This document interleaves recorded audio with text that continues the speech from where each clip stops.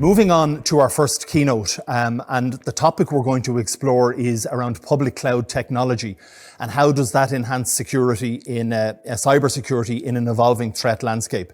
So for the next few minutes, I'm going to put you in the safe hands of Jeanette Manfra, and Jeanette is the Global Director, Security and Compliance at Google Cloud. Jeanette, good morning, and I hope you're with us, and I'll hand it over to you and let you kick on. Good afternoon, everybody. Good morning for anyone who might be on the East Coast.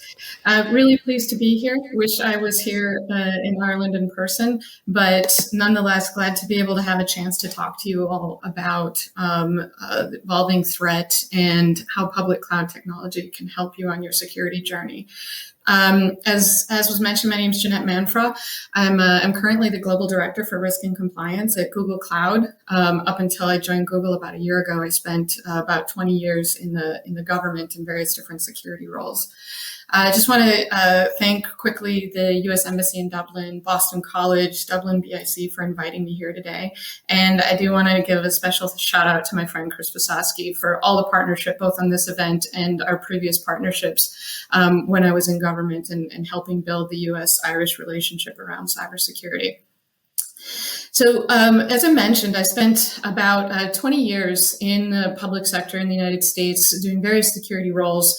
My final role there was as the head of the cybersecurity division in the newly established Cyber and Infrastructure Security Agency.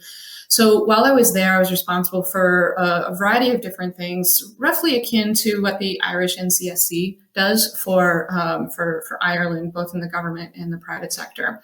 So I was responsible for delivering services, capabilities to about 100 civilian agencies in the U.S. federal government, as well as our critical infrastructure across the country and our state and local partners. And throughout my time in government, I really spent a great deal of energy, much like many of you probably do in your daily lives, working to keep bad actors out of our systems, or once we inevitably found them inside our systems, trying to quickly kick them out. What I eventually realized was that we were really at a disadvantage. We didn't just have legacy systems that we're dealing with, but we also had a legacy mindset. Our policy capabilities were overly reliant on a perimeter-based approach to defense. In essence, we had built and we're trying to operate these digital fortresses that increasingly were cutting us off from the gains in commercial technology and security. I spent the last few years of my time in government doing my best to modernize this approach to security and supporting the many people who shared this vision, not just within the US government, but actually globally. And most of them, of course, are still there doing this excellent work. This was a key driver for me to actually join Google and work to improve how agencies and in the private sector can take advantages of what the cloud offers. So as we'll talk about later in the panel, and as I'm sure many of you know, cybersecurity is not just the concern in the domain of the security specialist or the software engineer. It really is everyone's responsibility. So if we take a look at the threat landscape of today, it's really different from the way we looked at it even just a few years ago. In fact, the very nature of the forces at play have shifted. Threats are no longer originating primarily from rogue actors or these nefarious individuals seeking notoriety or a few extra dollars, but they're now encompassing entire organizations like nation states that are really well-funded, very motivated, and really good at what they do. So both private and public sector leaders, we need to figure out ways to bridge this divide between the deep technical details of threats and the practical, technical, and societal actions, which would make us all less vulnerable to these threats. I'm not going to touch on all of those areas. I'm going to focus specifically on the cloud aspect of it. But there's a rich conversation that we want to continue to have about how we are able to continue to work together to bridge that divide. But what the current landscape definitely shows us is that these existing legacy solutions and our traditional technologies are increasingly vulnerable to security breaches.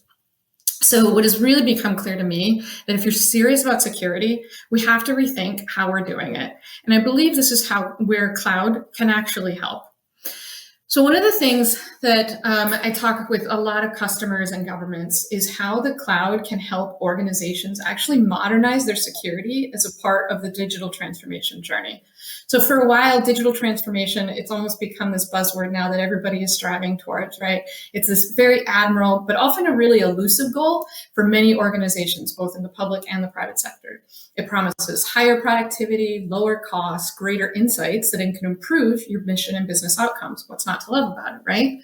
But these really bold transformation objectives are often, of course, really complicated to achieve than the leaders originally thought. And what usually ends up happening is these lofty goals are abandoned or reduced in scope. And to be honest, the cause of this is frequently, though not exclusively, security. Security practitioners are often perceived by the business or the larger organization, or sometimes they actually are blockers, not enablers.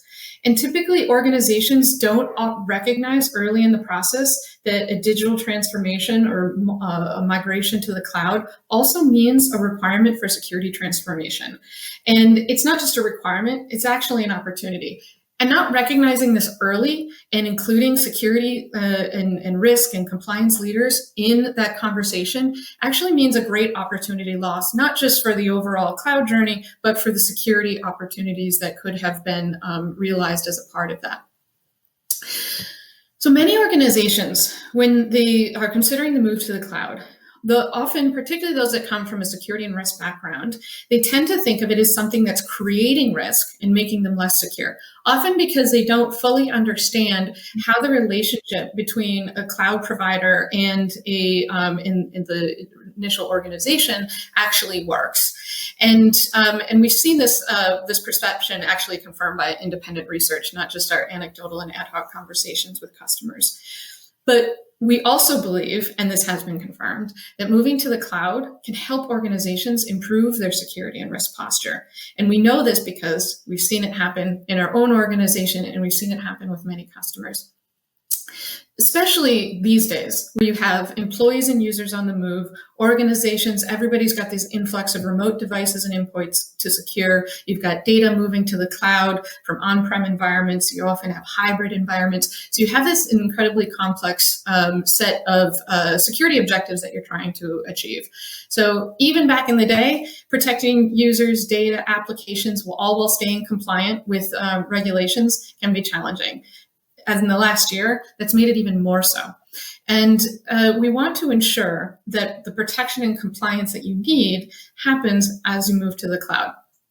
So going back to that notion of a digital fortress and that building these walls around and those moats and also, and, your archers, everything that over the years we've been taught to believe is the right thing to do and to have that trusted interior, we need to break down that notion that that is actually going to help you be more secure and that it actually helps you be more productive. And I really do believe that dream of lowering costs, improving your productivity, and improving security is actually possible. And we know because we've done it internal to Google.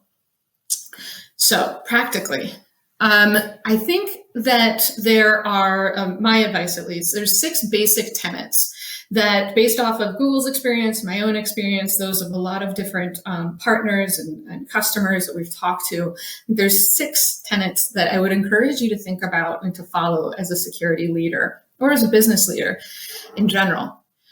First, we talked a lot about risk and the notion that many organizations perceive a great amount of risk when they move to the cloud, but they don't exactly know how to quantify that risk.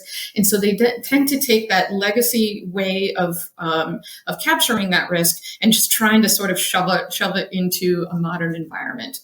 So I would say it's really important first in everything that you do to take a risk-informed, not a risk avoidance approach. As we all know, there's no such thing as absolute security in any situation. And the same is definitely true in cloud. We're not promising that all of your risk is going to go away. But your risk posture will be different. And you need to understand what it is. There are tremendous benefits that you will gain. But the way that it works, the way that you think about risk has to change. Some of your current risks are going to be completely transferred over. The cloud provider will provide you that trusted infrastructure. You won't be paying for those data centers and having all of that time spent and that operational and cost overhead. And so you will be able to change how you think about risk. But there will become new responsibilities that you will need to take on as an organization. So you need to understand that upfront. And all throughout your process is questioning, what is my risk posture? What are my goals? Remove the technology from it.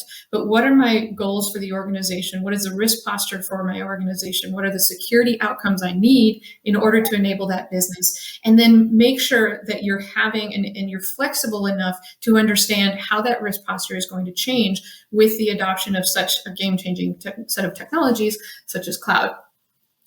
So don't seek to avoid the risks, but understand them and understand how you modernize your organization and your operational practices as a part of that. So I wanted to take a little bit of time to dive into the second area, which is often referred to as zero trust. Because this can cause a fair amount of confusion. I know I was confused when I was still learning about it, and there's a lot of different sort of technologies and everything associated with it. But zero trust is very important for your modernizing security. So this phrase zero trust, and there's also a few other phrases kind of associated with it. The one thing I want you to take away is that zero trust is a philosophy. It is not a technology. It is not something that you can just sort of buy off the shelf and say, I am now zero trust. Zero trust is a different way of doing security for your organization. And it's based off of one fundamental, I believe, a very profound security insight, but it's also very basic, sometimes so basic that people forget what it is. And that is that the location of your network offers you no security value. And Google recognized this a little over 10 years ago, that the need to make sure that we were able to have a global workforce that could access multiple sensitive applications, to be able to do so from untrusted networks, combined with the security insight that the way the threat landscape had been evolving meant that our traditional model of having these layers of trusted networks on the inside and then increasing layers of defense, it didn't make sense. It didn't make sense for the business, and it didn't make sense from a security perspective. So even the very name of our solution, which we developed over time, Beyond Corp, was born from that insight. We needed to actually operate securely beyond the corporate network. And zero trust and cloud go very well together. They're not the same thing, but it's very important to think about how you can apply the lessons learned from zero trust when you're thinking about modernizing your approach to security. And again, cloud can enable that, but there's a lot that goes into that. The most important thing about thinking of when you're talking about zero trust, and my best advice for security leaders is, don't say, I'm going to do zero trust or I'm committed to zero trust. Those are really important things, but to what end? Why are you doing zero trust? And to come up with a very simple, compelling goal. For Google, it was to have every Google employee able to work anywhere without the use of a VPN. And that was the goal of the organization. That was the executive sponsorship behind it. And that very simple goal spawned a series of disruptive innovations when we had no other viable alternative to be able to achieve that goal. So I can tell you, as an employee, having spent a long time navigating VPNs and all the sort of associated barriers that we would put up to make sure that we kept those most sensitive applications as trusted as possible, it is really awesome living in a world where you can have not only a higher level of productivity from anywhere, but you can have that higher level of security. So now the rest of the world is facing a lot of these challenges as well. The last year has just fundamentally operated how businesses and governments operate probably forever. We now have a likely permanently distributed extended workforce, which needs to remain as productive in remote locations as they do in the office, and which is leading to widespread dissolution of the corporate network perimeter, or a tremendous amount of investment in all of these perimeter controls that are making it more difficult for you to be productive and increasing your security overhead. Then you combine that with just this continued ongoing damage created by malicious software that are inserted into corporate networks that disrupt critical business functions. And then you've got the continued abuse of trusted account in these digital trust relationships that we historically have depended upon. So I believe this really causes for a fundamental rethink of how you're approaching security in your organizations. And the zero trust philosophy really offers you a proven approach and architectures and best practices to do that. But again, remember, it's not a technology. It is a way of doing business, and it is a long-term shift in the way of doing business. It's not something you can do right away. So you have to think about that as a security leader and as a business leader. Very important to do, fundamental to your success, but will require a long-term commitment into modernizing this approach.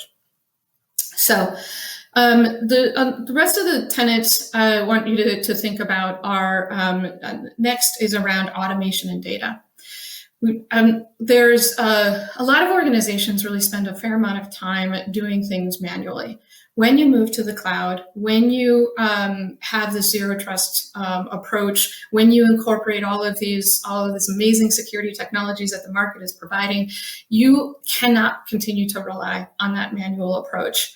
You can be more secure and more effective with your data and intelligence. So spend some time thinking about how what those data elements are that you need, going back to your risk posture as you understand it. What data do you need to inform you as to whether your risk posture is changing? How can you harvest that data for useful intelligence? And importantly, to the next piece of advice that I want to give you, the fifth tenet, is thinking about your workforce.